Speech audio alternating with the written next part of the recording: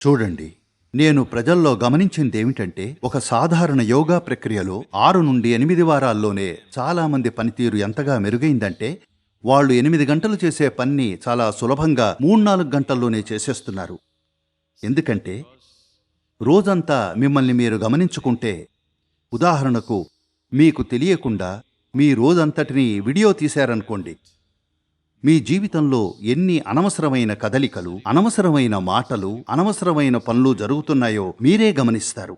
ఓ రోజు ఇది చేసి చూడండి. దయచేసి వీడియో కెమెరామెన్ను పిలిచి మీకు తెలియకుండా మిమ్మల్ని షూట్ చేయమని చెప్పండి. ఒక రోజులో మీరు ఎన్ని అనవసరమైన పనులు చేస్తున్నారో మీకే తెలుస్తుంది.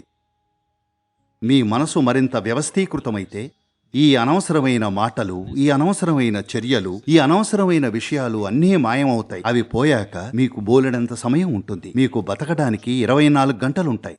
తెలుసా? ఇప్పుడు దీన్ని మనం 26 గంటలు చేయనక్కర్లేదు.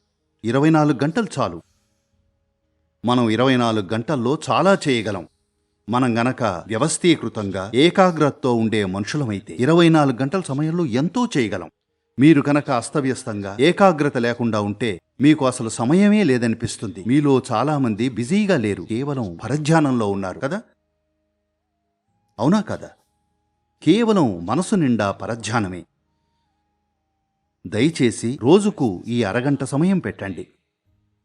అప్పుడు మీరే చూస్తారు, మీ జీవిత నాణ్యత ఒక్కసారిగా చాలా భిన్నంగా ఉంటుంది.